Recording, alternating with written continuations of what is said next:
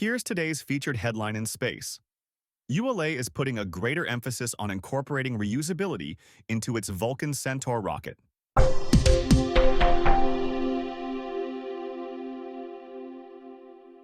Today is August 21st, 2025, and you're listening to Space News First Up. Here are today's other top headlines. West Virginia is the latest state to offer satellite broadband services like Starlink, only a tiny fraction of rural broadband subsidies. And SpaceX has added employees to work on Starship after the loss of a vehicle in a June test. First Up is produced by Space News, the industry standard for professional space journalism. Visit spacenews.com for breaking news, policy updates, and original analysis. We begin today with news that ULA is putting a greater emphasis on incorporating reusability into its Vulcan Centaur rocket. In a podcast this week, as well as a briefing earlier this month, ULA CEO Tory Bruno said the company was pursuing a new initiative related to Vulcan reusability. In addition, the company is considering plans to recover the aft section of the Vulcan booster, but he did not provide details about the new effort. The company is moving ahead with smart reuse of the engine section, with experiments slated to fly as soon as next year. The aft section recovery and reuse is likely to be bundled with performance upgrades to the vehicle to compensate for the additional mass from reusability systems. West Virginia is the latest state to offer satellite broadband services like Starlink, only a tiny fraction of rural broadband subsidies. SpaceX's Starlink would get just 1% of the $625 million in rural broadband subsidies proposed by West Virginia. Those plans come after Virginia and Louisiana similarly provided Starlink and Amazon's Project Kuiper a tiny fraction of funds through the federal government's Broadband Equity, Access, and Deployment BEAD program.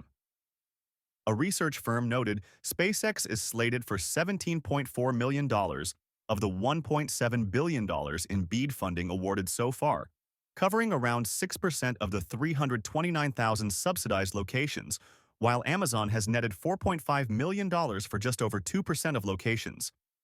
Those BEAD plans have favored terrestrial fiber systems that can offer service at lower costs but take longer to roll out. SpaceX has added employees to work on Starship after the loss of a vehicle in a June test. After a Starship upper stage exploded on a test stand ahead of a static fire test, about 20% of the Falcon 9 engineering team was reassigned to Starship for 6 months. The move came after 3 unsuccessful test flights of Starship this year that raised new doubts about the viability of the heavy-lift reusable launch vehicle. Moving the Falcon 9 engineers to Starship would allow SpaceX to increase testing and reliability of vehicle components and increase production rates, but could result in some Falcon 9 Starlink launches slipping from this year to next. SpaceX is preparing for its next Starship test flight as soon as Sunday. Discover your next mission in the space industry with the Space News Job Exchange. Visit jobs.spacenews.com to find top aerospace roles and connect with leading employers. And for employers, use discount code JOBEX for 15% off your next purchase. In other news, TASS reports that Russia launched a life science research mission Wednesday.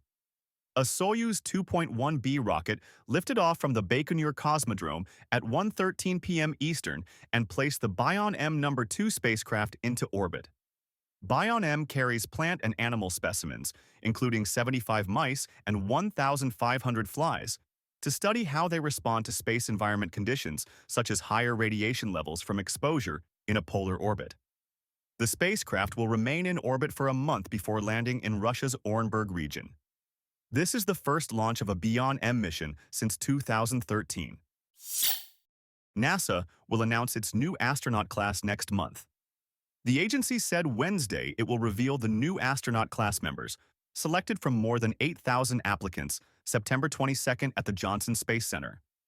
The event will be tied to briefings there about the Artemis II mission, scheduled for early next year. Share your company's news with the entire space industry through Stellar Dispatch, the press release service from Space News. Learn more and use discount code SD2106 for 15% off when you submit yours at spacenews.com/stellardispatch. New Scientist reports that the dwarf planet Ceres may have been habitable early in its history. New analysis of data from the Dawn mission of Ceres, the largest object in the main asteroid belt, shows that the world may have maintained a warm interior for up to 2 billion years after its formation to allow for a liquid water ocean and mixing of carbon compounds that contained the organic ingredients needed for life. That could have allowed the formation of microbes like those seen in hydrothermal ocean vents on Earth. Similar conditions may have existed on other large icy asteroids and moons. Technology Review reports that a new AI model could help scientists make better predictions of solar storms. Surya, an open-source machine learning model developed by NASA and IBM, was trained on years of data from NASA missions such as the Solar Dynamics Observatory. The model is able to predict some solar flares 2 hours in advance, and scientists said they hope to use it to predict other phenomena, including how solar storms interact with terrestrial weather.